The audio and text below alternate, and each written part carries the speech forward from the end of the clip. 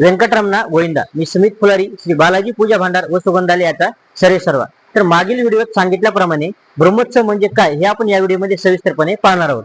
तर व्यंकटेश्वराची कृपा ही वर्षभरामध्ये आपल्यावर लाभावी, वेगवेगळ्या भक्तांना त्याचा लाभ व्हावा व श्री व्यंकटेश्वर चिरंतन कृपा ही आपल्यावर राहावी यासाठी श्री बालाजी सेवा संस्थान वेगवेगळे पूजा, वेगवेगळे हवन केले जाते.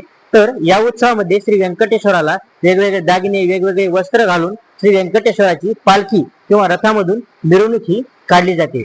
हा सण म्हणजे ब्रह्माने विष्णूला दिलेली एक विशेष आदरांजली आहे.